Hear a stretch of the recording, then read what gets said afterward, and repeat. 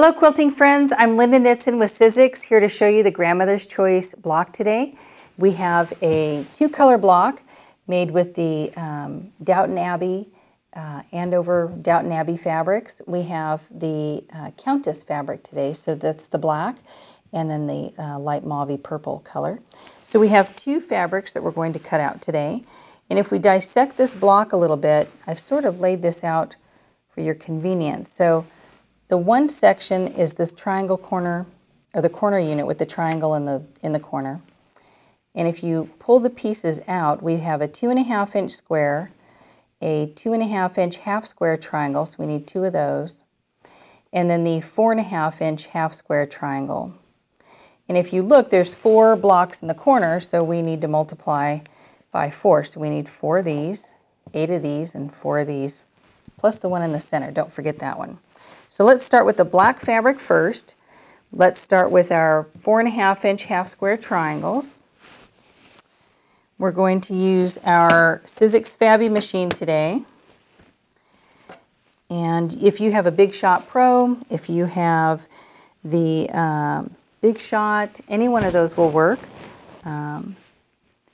with your dies here today. So we're going to layer up our fabric. You can do up to 8 layers at a time, but we don't need 8. We just need 1, 2, 3, 4, right? So we're going to do 1, 2, 3, 4. And if you're making multiple blocks, then feel free to cut out more at a time. But we're just going to show the one today. So we need a cutting pad on the top and a cutting pad on the bottom. And we're going to feed that through the machine.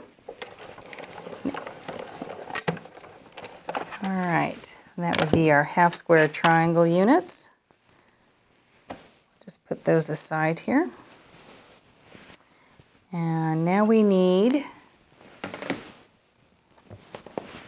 out of the black also, we need the 2.5 inch squares. So let's get to cutting that. And we need 5 of those. On this die in particular, you get 4 cutouts at a time. So anticipating making multiple blocks, we will cut out 2 sections. If you were making 4 blocks, that would just be 4 layers of fabric, right?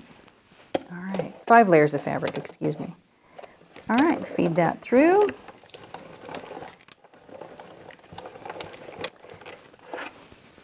That will give us our 2.5 inch squares. Okay, now we need to put the black aside and get out the purple. So of the purple, we need the 2.5 inch half square triangle, and we also need the 2.5 by 4.5 inch rectangle. So let's do the half square triangles first. We need 2 for every corner. So 2, 4, 6, 8, we're in agreement. All right, let's get our fabric out and fold the fabric over. Still got a little too much there.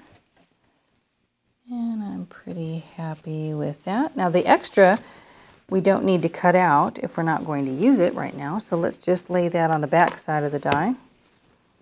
When you fold fabric on the back side, make sure that that crease is off the edge of the die and not on the back side there. Does that make sense? Sandwiched on the side there. Okay, flip it back over. We're going to run the 2.5 inch half square triangles through our Fabi machine. Slide the cutting pad off. And we have 2 for every block. All right, let's put these aside in our stack there. Now we need the 4.5 by 2.5 inch rectangle. So trade dies. We need 1, 2, 3, 4 of them. So we're going to fold our fabric again, and I'm going to use up the same area here. So we have 1, folding over 2, and I've just started with fat quarters here. You can start with full yardage or fat eighths, whatever you have. Let's see, we just need the 4, and the selvage is off of there. Keep my hand on it, put the cutting pad on. And the rest of this fabric on the side here is just going to hang off the edge. It's not going to get in the way. So you can trim that off if you want to, or you can just let it go through like that. Slide the cutting pad off, and we have our 2.5 by 4.5 inch rectangles. So here's how we're going to start to build the block. We have the 2.5 inch square, we have the 2.5 inch half square triangles, and the 4.5 inch half square triangle. We're going to begin with these two pieces here. You're going to fold them, as always, right sides together. The trick to these pieces is really getting your scant 1/4 inch. And sometimes your sewing machine has a 1/4 inch foot on it. Be sure and measure that. Make sure that from your needle to the edge is a true 1/4 inch. I think that's the part that gets people the most. So I'm going to put this back out here so you can see where it goes. And then we're going to press this. You can finger press it and then get the next unit on top. If I were going to be making multiple blocks, I would have sewn all of these for all the blocks I was going to make, and then go back and sew this last piece on top.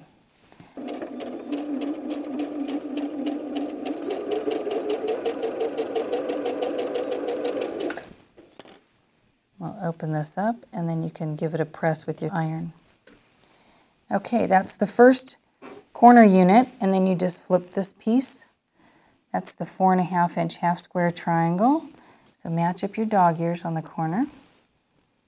And as you go over, I like to put the pieced portion on top so I can check out where that intersection goes. Line up the dog-eared corners here. Make sure those are perfect on the edge. And your alignment will be great. All the way to the edge. Give it a quick set press there, and then open it up and give it a final press. And this right here will be this unit here, you can see.